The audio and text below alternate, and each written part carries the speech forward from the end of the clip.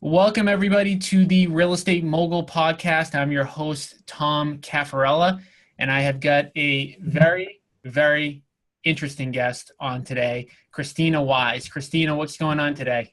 Hey, it's so much fun to be here with you today. Thank you for jumping on. So, like I was kind of mentioning to you in the intro, most of the people who come on my podcast are, one business, very boring. You've got a whole bunch of stuff going on.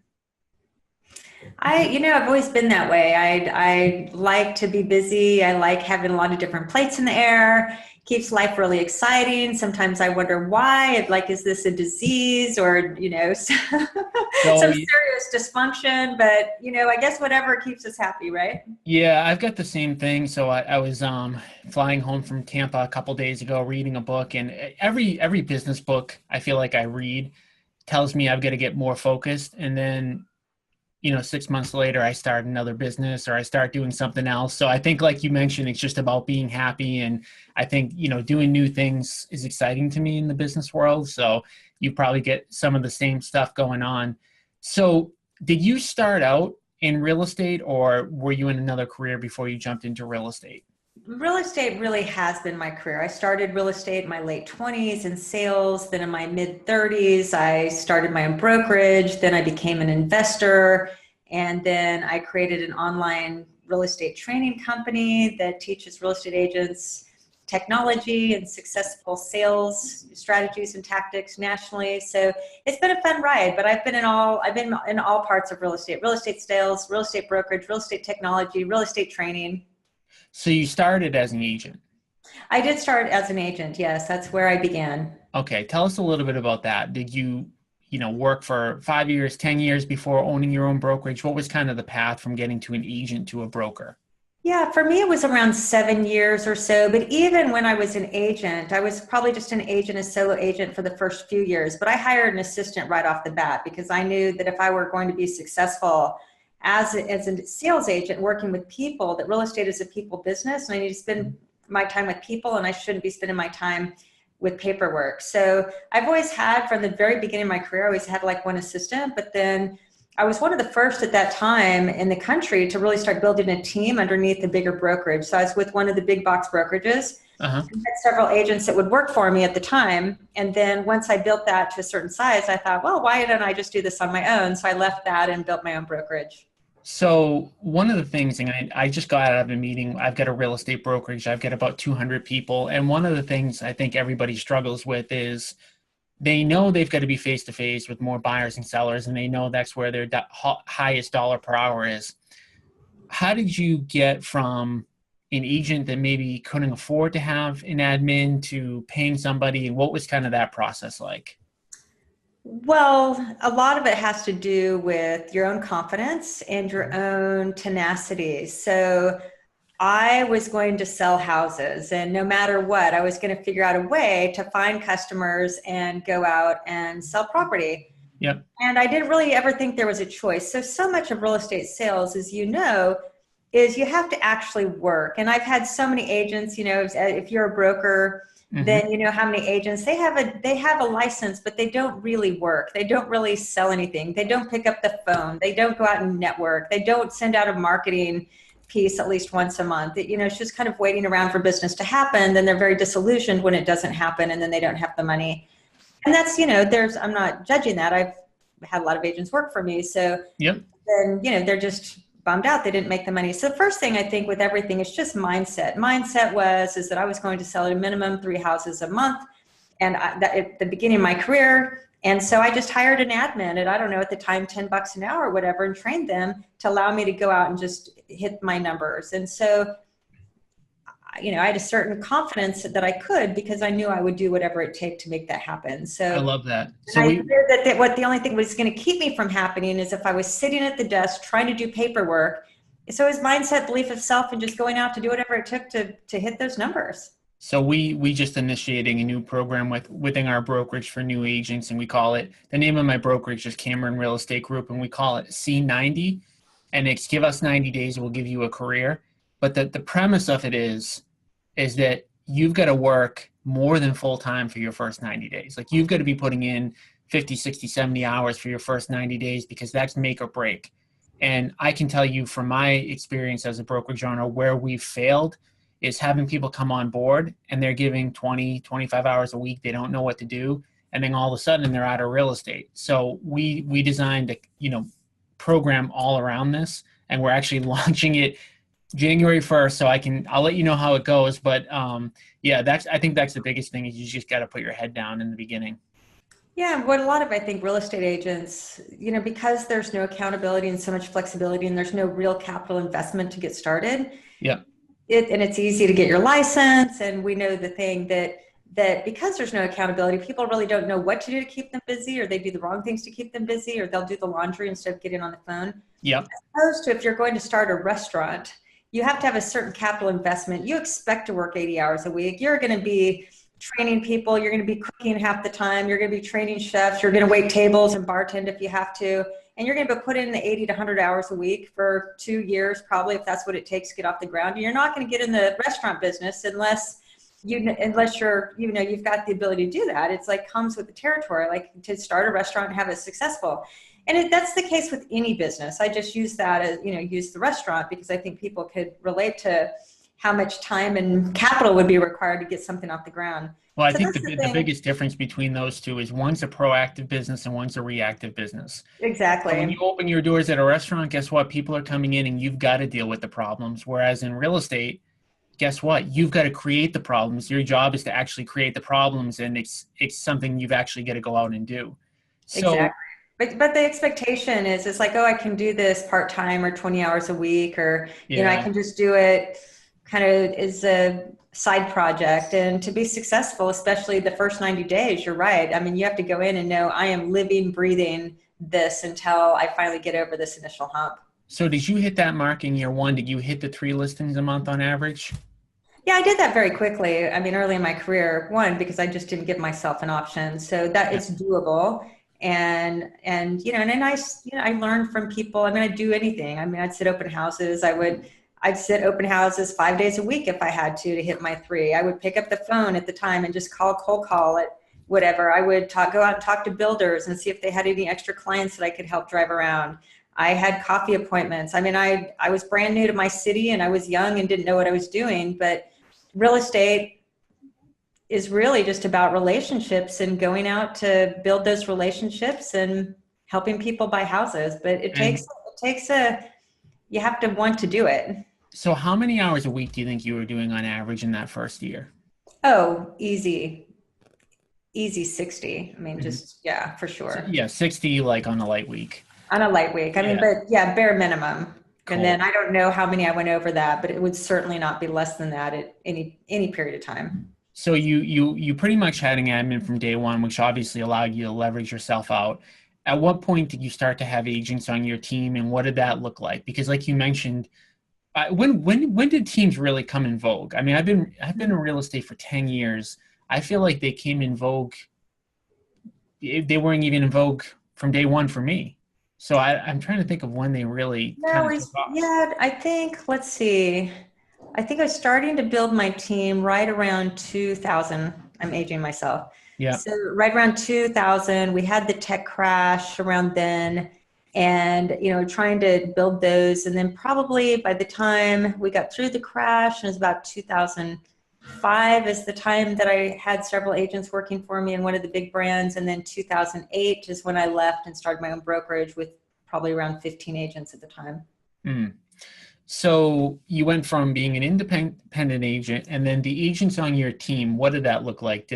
Were they working your buyer leagues? Were you holding them accountable? What did that kind of look like from an overall perspective? Yeah. So, I mean, organically, I grew my team under the big box because I was generating a lot of business, and I needed the help to catch, to take care of those that I couldn't handle. And then I was able to be a little bit more discerning around the price range that I wanted to work with, the type of client, and then I'd refer everybody else out to my team members. And I'd start working with developers but by the time I did my own brokerage, then it was beyond just my own leads. And so then I wanted to be more about the brand, the culture, about growing agents, like what you're doing, really building my dream was really technology, to just really have a really technically sound, efficiently run, innovative, more leading edge versus antiquated type business model that was less bricks and mortar and more working. This is 2008, right when tech was really starting to happen. And Mm. really just building that culture. So, and making it a fun place, a great place to work. And then to train agents, what I had learned and some of the, what had made me successful, so that then they could go ahead and maybe adopt some of those mindsets and work some of those practices, the standard practices that I was in, that enabled me to have a very successful sales career. Mm. Awesome. So you started your own brokerage, did you say in '05 or '08? I started my own brokerage in '08. It was perfect timing, right before the crash happened. I mean, maybe a month before everything went south. So it was one of those things, like most things in life. It was the worst of times, like the worst timing, because I mean, I was at the height of my career and then everything crashed. Hmm. On the other hand, it was the best time, because when everything started crashing, I had to get very innovative and learn and figuring out how to keep my business alive and how to feed my children and how to grow this business that I basically just launched and put my capital in and left what I was doing with, something fairly risky. And I came out at the time, and again, this is really when WordPress was brand new, Twitter was brand new, Facebook was pretty new as far as mainstream public.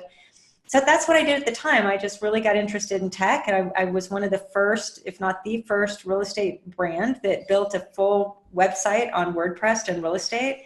I was one of the first on Twitter, one of the first on Facebook, and one of the first on LinkedIn back then, actually, and really used those channels to build my brand. I was the first brokerage to build, my entire suite of tools off the iPad, and just all this back-end tech that made from kind of soup to nuts lead gen all the way through contract to close, with integrating transaction management, lead generation, like CRMs and transaction management. And I don't know what other tools we're using at the time, like Evernote and note taking, and really just bundling these suites of tools to really help my agents be really successful. So that was really, that was ahead of its time, I guess. And that's where I just went on to speak nationally and build that brand, and then turn with those, not only like my sales background, but the success I had as far as real estate technology and how we survived during that crash, and didn't even survive. We were selling more real estate than any brokerage in town really at that time, when it was So, really hard to sell. so how did that crash impact you? What strategically did you have to change once that started to happen? Well, it was very similar, like to the beginning of my career, where you have to become very scrappy, and one, and then two, innovative. Like, okay, what worked yesterday doesn't work anymore. So how are we going to go out and generate business? And that really is what got me interested. It's like, oh, there's these social tools. Can I take advantage of those? And can I mean, I don't remember what I did, other than one is cut costs down to nothing, because, there's always that expense creep. When you're making a lot of money, those expenses can creep up.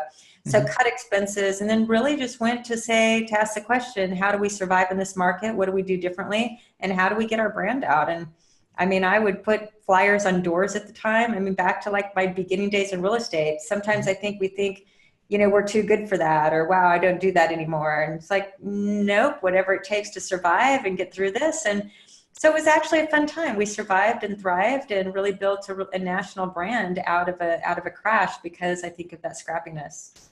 So I know a little bit about Paperless Agent. For the people who don't know much about it, can you give us kind of a brief overview of how that got started and your role in it and everything like that? Well, at the time, back in those days, the quick version is that we were doing so well at real estate, just good life. And, it was a business model. It's a new real estate business model that was really on the foundation of technology.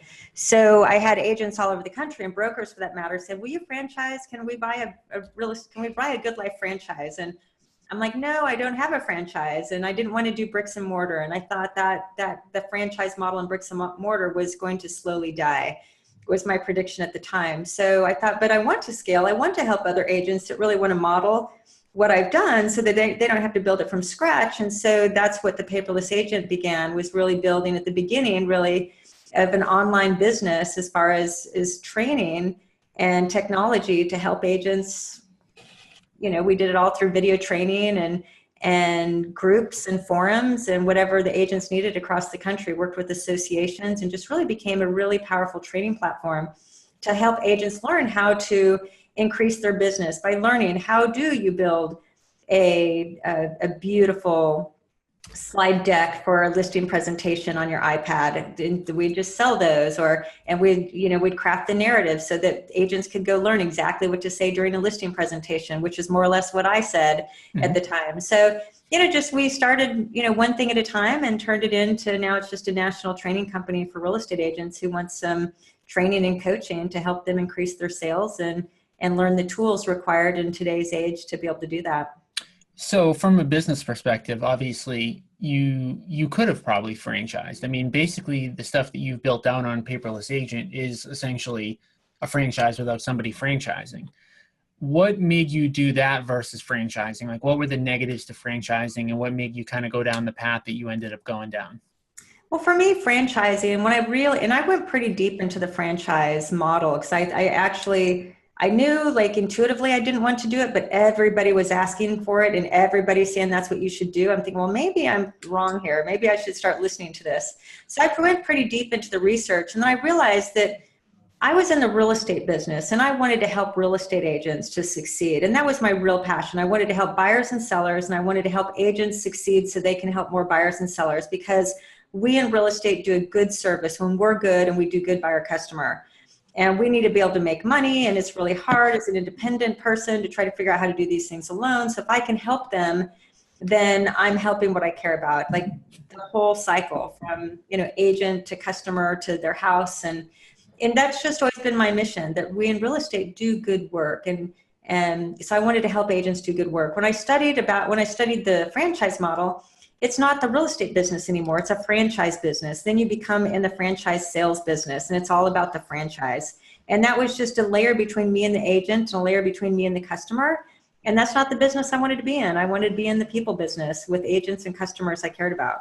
Yeah, right. Because I guess if you think about it, you franchise, you can only help a fraction of people, right? You can only really truly help the people that are in the franchise system. Whereas with what you're doing now, you can serve pretty much anybody who wants help. Yeah, I mean, we serve agents with any company. It's company agnostic, and it's just whatever, agent, it doesn't matter what what company they're with. Sometimes with some companies, they might offer some of what we do, and some others they don't. So you can just get whatever suite of services you'd like. But yeah, that way I didn't have to be with my brand. I could just teach what worked through as a real estate broker and through the success of my agents to other agents. And it had nothing to do with my personal brand. Awesome. So what year was it that you started building that? Oh, I think that was 2010, probably 2010 by the time I started building Paperless, 2010, 11, and maybe 11, no, probably close to 12, 11, 12 actually is when I started Paperless, somewhere in there. And what did that business look like on day one, and how have you kind of scaled it out? I'm sure that could probably be a few hours, but the high level overview.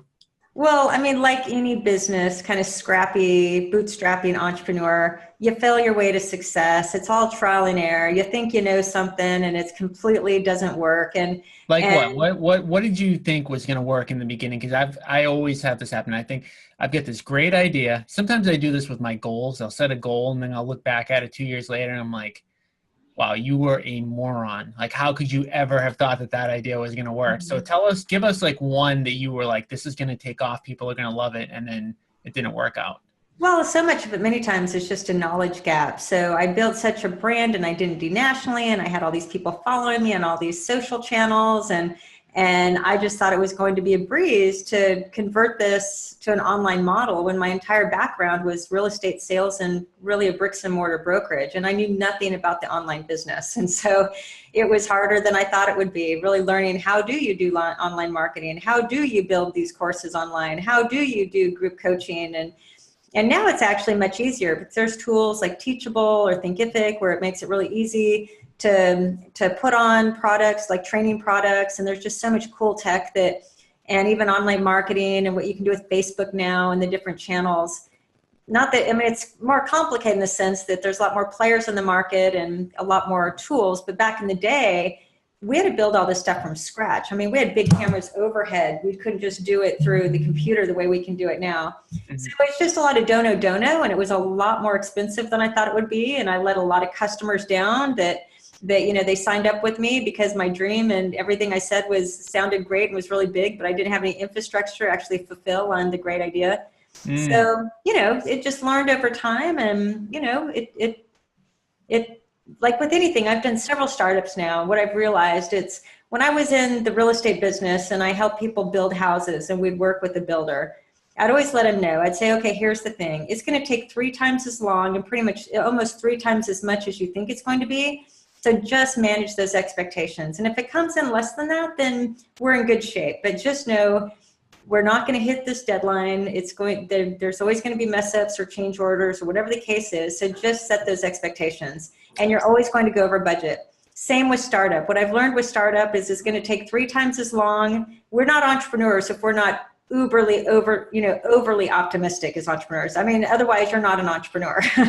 So we automatically think it's going to succeed. Otherwise, why would we do it in the first place? Even if it's ridiculous, we go in it, this is absolutely going to succeed no matter what. I've got this. And that's what makes us special, you know, in that sort of way, that that's that, you know, that optimism.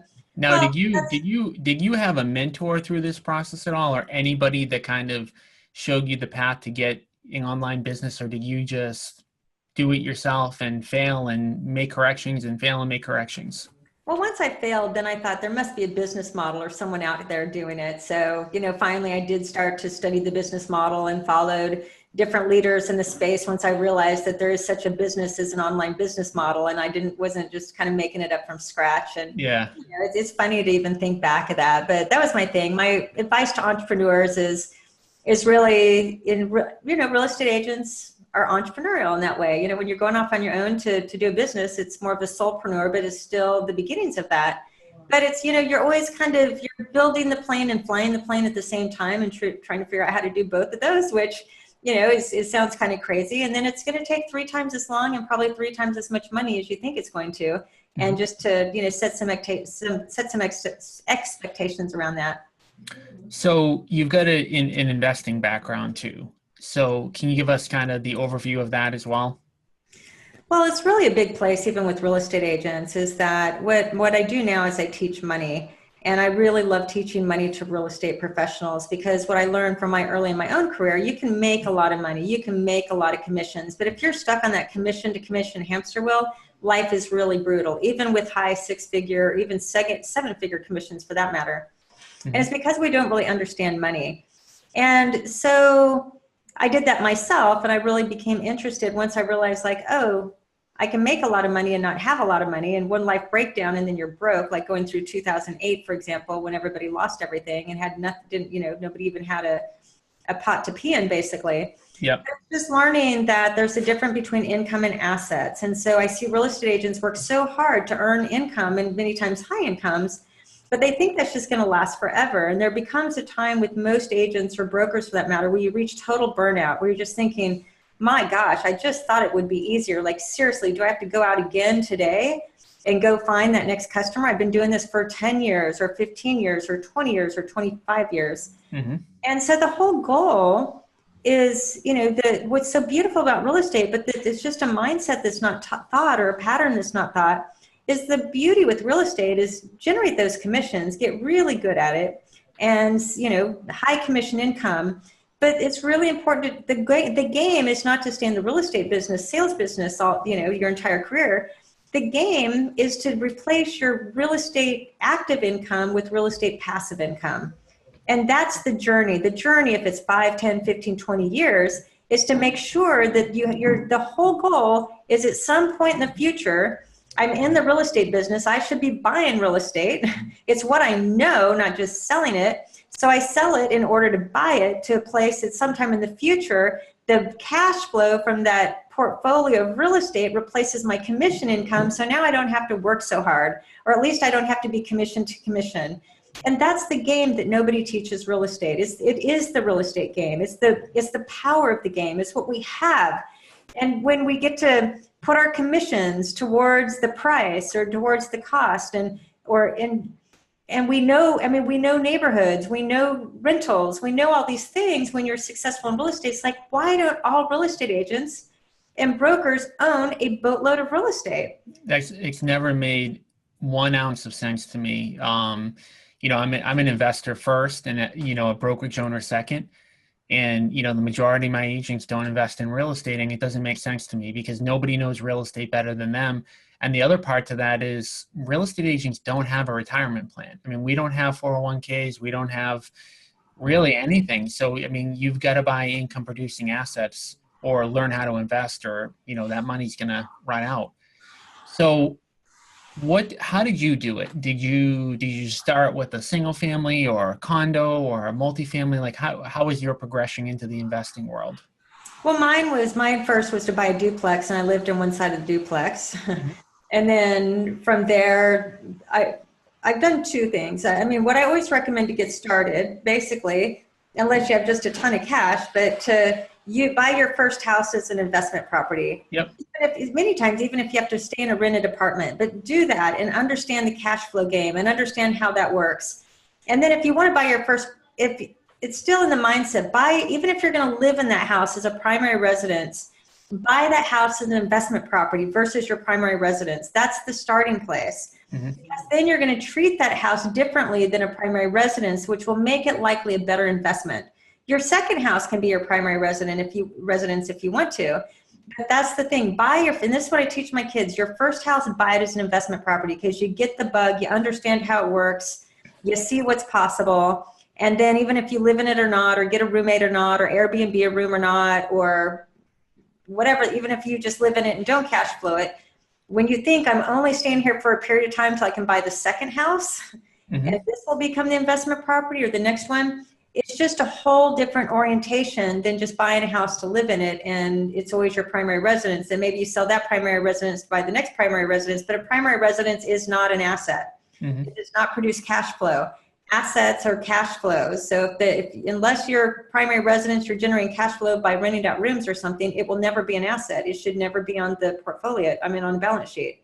It's a huge negative. I can tell you right now, I just upgraded homes, and my biggest liability is that monthly payment every month. So it is. It always is. Plus the rest of the cost of it. So. Oh yeah, the rest of the cost, all the upgrades we want to do and all that stuff, man. Yeah, it's not looking good. Luckily, I do own a lot of rental real estate, which pays for it, but definitely not a good place to start. So I'm a successful agent. I come to you. I say, I get it. I'm going to buy my first as a duplex or, 3-family or whatever. What should my next 5 years look like in terms of income producing assets? What should I shoot for? What's reasonable for an agent to accumulate over a 5-year period? Well, everything depends on income. So what I do teach is that 20% off the top of every commission. I mean, part of what I say, for example, is, okay, do you get to keep 100% of every commission? No. Why not? You got to pay the house. Unless you are the house, and then you've got to pay your overhead. So either way, you're not keeping 100%. No, and there's this thing called taxes. I forgot about that. So right off the top, 100%, you don't get to keep, and I made that mistake early in my career. I didn't really know I needed to shave off money to pay the tax man. So when we're 1099 or we're commission income, the tax doesn't come out of our paycheck. Uncle Sam collects the money right off the top of a W-2, but then Uncle Sam, we have to sweep or we have to take money off, because if we spend 100% of our income, Uncle Sam's going to come after us, and that's not pretty. Been there, done that. Mm-hmm. So this thing is that what I teach is there's our current self and future self. And our future self, to your point, in real estate, we don't have a retirement plan. So at some point in the future, our bodies are going to age, our bodies are going to get tired. We're not going to work this hard as we can when we're younger. We're going to want to slow down. We may even want to officially retire, but we can't if we don't have passive income. So the future self will not have passive income. So what is passive income? There's two types of income. There's working income and there's non-working income, active income and passive income. So when we're out there beating the streets to sell houses, to make a living, to produce those commissions, that is hard work. It's active income. Mm-hmm. At some point, we don't want to work that hard. So the only thing that's going to pay the bills is cash flow, and that cash flow needs to come from somewhere other than our hard work. So the question is where's that money going to come from in the future? And then how are we going to get it? So the only way to get that is to start building a portfolio of assets. We're in the real estate business. That's why I think it should be real estate, but we should have some diversification also.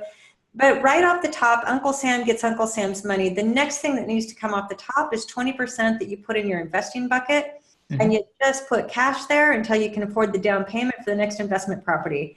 And always, you're just always sweeping that 20%. I've always swept more because I've kept my expenses really low, because I'd rather get to the place where my passive income, I'd rather live off a little bit less today to be able to put more away to build that cash flow, that future cash flow, as quickly as possible, so that I reach the place as quickly as possible where my passive income can replace my working income, which is what the definition of financial freedom. So that's it. It's just, there's no real timeline. Everybody, you have to work it backwards based on your number. But my thing is you just sweep your taxes off the top, and you sweep your investment bucket money off the top, and you just that's a lifelong practice. When that bucket's full enough to dump it into a down payment to buy your next investment property, you dump it in, and then the next sweep's going in for the next investment property. And that just becomes, like I said, it's part of the lifestyle. And what's the biggest obstacle that you see with the people that you're working with to achieve that? Well, there's this financial principle that says in order to build wealth, you have to spend less money than you make. And the problem is, in the culture that we're in and the fact that we just don't have a lot of money sense, we've never been taught, and especially in a high income business like commission, that's a variable, which you don't quite know when that next paycheck is coming. There's just a tendency we spend everything we make and then some, which is why people have credit card debt, and you can't be wealthy and have credit card debt. They are mutually exclusive. That means we're spending more than we make, which is the opposite of building wealth.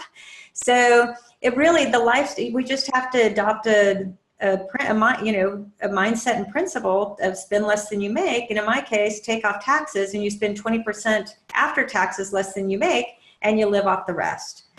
Basically, and I teach a more methodology for, the savings piece too, but basically you live off more or less 50% of your income, because by the time you take off your taxes, your investment income, you can only spend 50% of what you make of every commission is kind of how 60% at the most. But you just have to train yourself, especially when these big, nice monthly commissions, 10, 20, 30, 40, $50,000 a month, the tendency is to the expense creep. Oh, I'm making more money, so now I can get the fancier car. Now I can get the fancier house. Now I can go on the fancier vacations, and our expenses always rise to match income. Versus, no, doesn't matter how much income, you just sweep it. The more income you make, the more you're sweeping, because that 20% means, just bigger numbers. So you're also a best-selling author, and are the principles in that book pretty much what you just explained, or is there more to it than that? I mean, it goes into a little bit more detail, but the gist of it is just that. I mean, really, it sounds so silly, but the real key to building true wealth and future passive income means it's cash flow from your assets that you're not having to work for that money. So that's what passive income is. It doesn't have to be Amway. It's your passive income is your cash flow from your real estate portfolio, for example. So the only way to achieve that is to spend less than you make, because you're never going to have the money to ever do it. And if you keep waiting for some time in the future, it will never come. It has to start today. So we talked about at the beginning of your career, you were working minimum 60 hours a week, probably putting in more like 80 or 90 on the weeks you were killing it. You did that for a while. And then one day you had, what was it, a health scare, or you just realized that you couldn't do it anymore? What exactly happened? Yeah, that was a big year. Well, up until 2012, I basically didn't understand that, what I teach now in my business is Wealthy, but that our bodies are number one investment. So anything that's a true investment, you're an investor, so you understand the concept of ROI, and you're always looking to produce a return. I mean, for example, would you ever invest in anything you're going to take a loss on? No. And a negative ROI? Of course not. So it's understanding the concept of return on investment and knowing you're putting time, money, and energy and resources into something to produce a return, a gain. You never do that to produce a loss. So those financial principles can go across the board. But when it comes to health, what I learned is that I was living a lifestyle. I did that for too long. And not just because I had to make ends meet, but it became almost an addiction and a lifestyle. I was an adrenaline junkie. Yep. So basically, my body just broke in 2013. So I learned the hard lessons, a few hard lessons, but basically the lesson is all the money in the world doesn't matter if you don't have your health. By the way, when you're in real estate or you're a business owner, when you're stuck in bed, you can't make money. So it's a double negative, right? That not only can you not enjoy the money you've been making, but now you can't even make the money that that you were making because you're in bed, which Yeah. is why everybody needs disability insurance, by the way, but that's another conversation. But so I just, I had a health crisis. I was out of the game for almost a year. It took me a full year and then 3 years since really to fully recover my health. But what I realized in financial terms as an investor, using investing terms, is that my body is my number one asset. And what that means is I have to invest in it. You can't get rich on real estate investments if you don't invest in the first place. Mm-hmm. So my body's an asset, meaning I use it to make money. I use it to enjoy life. If my body's sick, then I can't do any of that. Then I just learned that I need to become as good as an investor in my body and my health, my mind, my emotions, my physical health. I need to become as good of an investor in myself as I am in real estate and other investments. So what does that look like? What does that look like for you on a day-to-day? Well, on a day-to-day, first of all, financially, I sweep off the top. I sweep 5% of my income actually to go into what I call my self-investment bucket. Mm-hmm. So off the top is 20% that goes towards financial investments, and then 5% off the top goes towards health investments. Mm-hmm. And so I invest financially, and then we have to take time and space to take care. But what it looks like is, my diet is very important because what we're learning is food matters. Mm-hmm. And so I'm very thoughtful and cognizant and cautious with food. I exercise regularly. I meditate on a daily basis. I've just really minimized the stress in my life. Like I have fun, but life is not so serious as it was before. So really working, stress is a killer. It's causing all sorts of disease. It's one of probably the number one disease causers outside of just bad food and toxic environments. My environment's very important to me. My relationships are very important to me. So really it's just this idea that I matter, and how I know I matter is how I invest in myself in all different categories. And so constant self-growth, self-love, that means the food and the relationships, everything in my life is very thoughtful and is by design. And really I come first, I invest in me so that I have more of me to offer to everyone else. And if that becomes out of balance or I'm giving too much and it's not reciprocal by nature, I'm starting to feel stressed and strung out and all these things, I'm just really like, nope, I'm not making the right investment. So with all investment, as an investor, compound interest and, invest over, the investing and appreciation over time, but it takes time and money. You put money in and it takes time. Same with your body. You need to put money in it and we have to take the time. We're cramming ourselves too much. We're not making space and time to be healthy, to meditate, to be mindful, to spend time in relationships, to just, take a chill pill. Yeah. So you know what I've found, because I'm an extreme workaholic, I do two very simple things. Gym first thing in the morning, every day. Okay. Because what I found is that once my day gets going, now I want to work more. Mm-hmm. So first thing in the morning, it's done. And there's never anything from 6 to 7 in the morning, business wise, it's so super important that you can't do that. And then I have all my meals prepared for me. And I've got them sitting right outside my office right now in a refrigerator. They're boring as anything, what's in these containers, but they keep me in shape. So those are the two simple things that I personally do. So yeah. What are you working on right now? So what's your biggest project today? Ooh, that's such a great question. What's your most favorite project? Yeah, well, really where my business is. So I'll tell a quick story because we're probably running to the end of your time. And so it's really funny, just this latest iteration of my life, for example. But when I studied, so when I was early in my career, I made a lot of money, commission to commission income. I found myself divorced with 2 children, single mom. My business broke down. We all know we're commission business only. So, my business fell apart as I was going through divorce. So I woke up, even though I'd been this high income earner and was living this lifestyle that I thought was what you did with all that money. Now here I am, single, 2 kids, can't pay the light bills. Friends at work had to drop off furniture and clothing I was just so ashamed. I was just so ashamed that how am I here, that I'm in this place where colleagues at work are basically having to pay my light bill. I mean, this is horrible. Mm-hmm. And I was one of the top producers in town, right? I mean, here I was holding that, being in that position, and now I can't pay my light bill. Mm-hmm. So I just made it this personal mission of mine to get good at money now and become an investor, basically, to true build, learning that income and wealth are two different things. And as a high income earner, you can be a high income broke person. Mm-hmm. And wealth is a different game. Wealth is a mindset, and wealth is a strategy, and it's a practice and a technique. So Mm-hmm. I just went to study that and spend a decade doing it.